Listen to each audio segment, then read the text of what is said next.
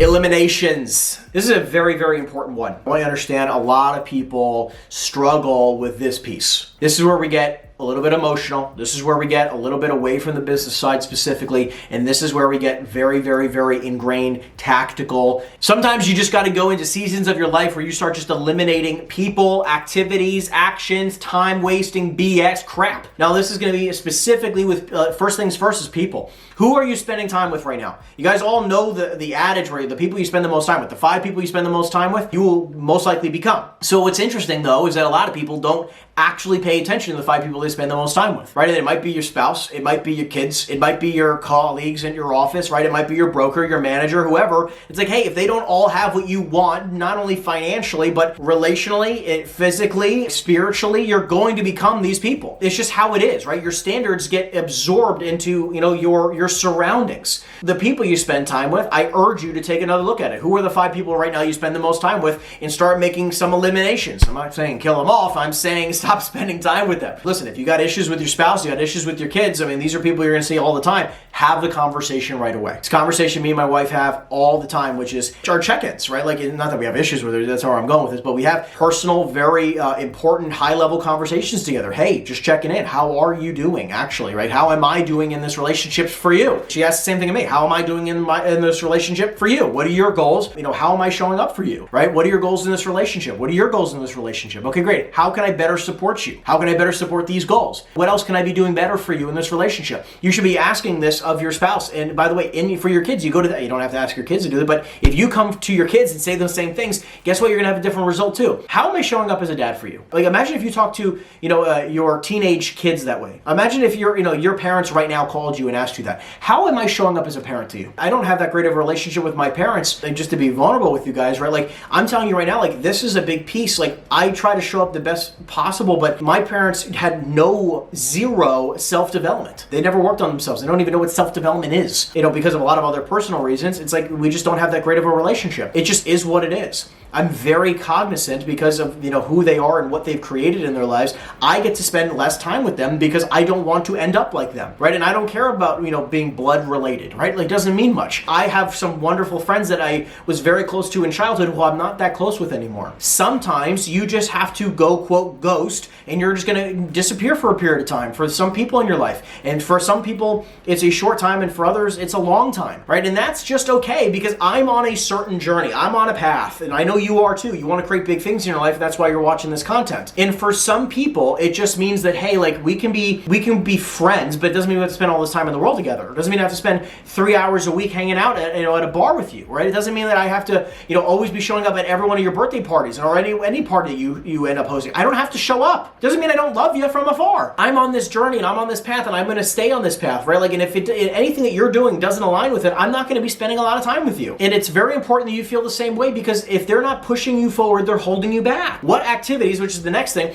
stop wasting time conducting activities that do not map to your goal. Let's take poker as an example, which again, I like to play. There are people where they have this thing where it's Netflix, it's social media, it's whatever it is, okay? It's like all these things that, quote unquote, they're like, oh, well, it's not that bad, right? Like, I'm financially fine. Like, I can spend some money playing poker. It's not like I'm going to blow $50,000, right? I could bring a grand 2 or 3 and I'll play some poker. If I lost everything, the money I brought wouldn't matter. But here's the thing, okay? Same with social media. I'm not really going to lose anything, but I'm focused on things that do not benefit my life. So watch this. Imagine somebody where their business isn't where they want it to be, right? Like, they're not making enough money in their business. They're struggling in their business, right? When maybe they're struggling in their relationships, right? Maybe with their significant other. But then they choose to do this other thing. Let's just take social media, or for me, for poker, right? These two things are broken over here, which have a huge effect on your life. Your finances are in shambles. Your relationship is in shambles. But I really like watching my shows, or I really like scrolling on social media, or I really like playing poker, or even things like pickleball or fitness. Like, what about these other things, right? Like, I'm not saying, fitness or pickleball, like, could be somewhat positive. You can look at it that way, but these two major things are broken. My relationships are broken, and my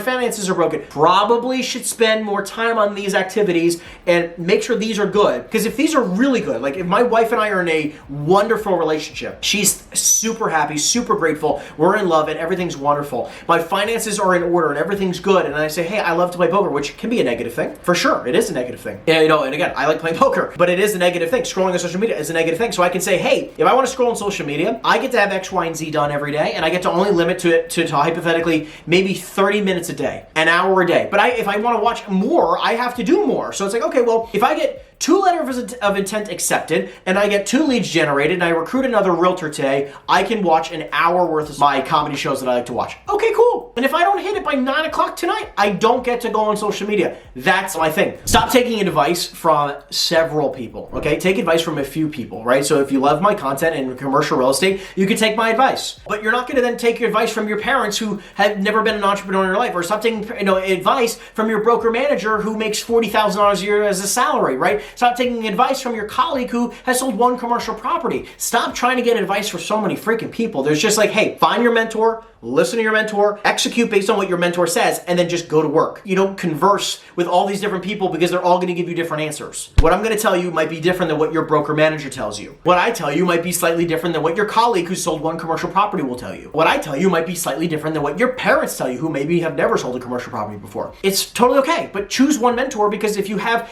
even if you have an unbelievable broker who sells billions and billions of dollars worth of real estate, Blackstone is their client, and they make $28 million a year every year. They are just like the biggest, craziest, most successful broker there is. What I say will probably be, I'd probably say would hopefully be in line with what they say, but it might be slightly different. And guess what? Choose one. Like, I'm not saying you not to hear that guy out. I mean, he sounds successful. I'd love to meet him. But what I'm here to say is like, hey, have one mentor, listen to your mentor, and go all in, right? And if it is me, listen to all the content and go to work. Come back for more content, go to work. And by the way, if you have any questions, you could just throw it in the group, right? Throw it in the communication group. Just ask some questions, no problem, right? That's the point of all my trainings, right? Like, you can always ask questions. You can throw it, in the comment section. Like, drop the comment down below and say like, hey, like, I have a question about this. Awesome, right? Cool. I'm the mentor. You're asking for my advice, no problem. Number next, stop making excuses. There's so many people that I talk to, and they're just like, listen, I make 20 calls a day. It's really hard for me to make more calls than that.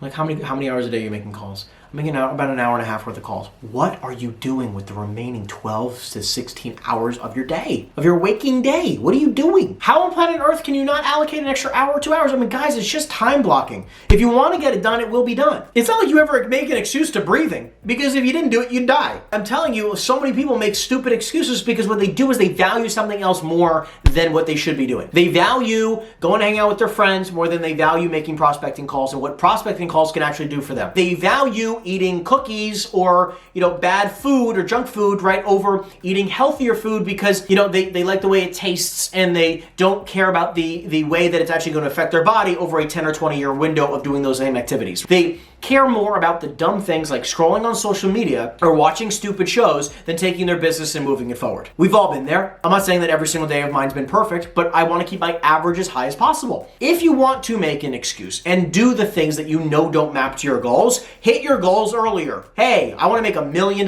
this year. If you hit your goal to make $1 million by October 15th, you can do whatever you choose after that. You set a goal. You hit the goal, you can now do whatever you want. If you want to do nothing and hang out on a beach or watch the Housewives like my wife loves to do, if you want to do that, go for it. It doesn't matter. But for those of you who are like, hey, my goal is to make 300 this year, I'm at 180 and it's September 15th right now, you're not on track to hit your goals, you're a little bit behind your goals right now, you're like struggling to really make things happen and you're wondering where your next check is coming from, and you're scrolling on social media, you're wasting time right now, you're going out and gambling, you're going out and drinking, you're going out and partying on weekends. What on earth are you doing? You're making excuses to make calls. You're making excuses why you didn't do your follow-ups. You're making excuses as to why you couldn't add more buyers to your buyers list. You're making excuses as to why you couldn't hire a VA, why you can't hire a transaction coordinator on a per transaction basis so you don't even need to pay them until you close the deal.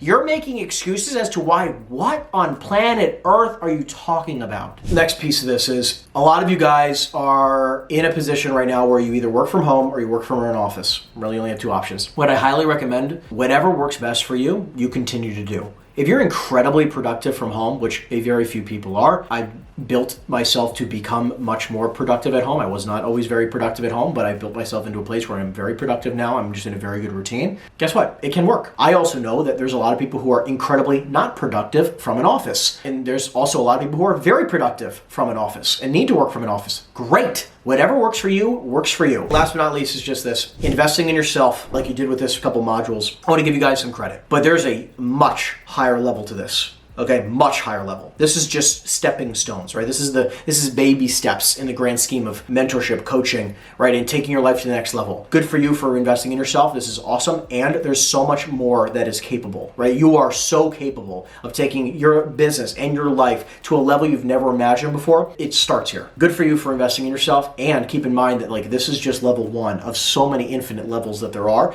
in life. Every single time I've invested in myself, I've changed. I've become more, right? It betters me because no matter what happens with the economy, you can't take this wisdom away. Same thing for you, learning all this content. It doesn't matter if the market goes up, down, left, right, or sideways, you can't take the wisdom away. So I'm proud of you for taking the plunge and watching all this content, and now it's about implementation of this content, eliminating all the distractions like we just talked about in this module here specifically, and go to freaking work. If you have any questions, drop it in the community in the chat box down below. I'm here to support you. Take care.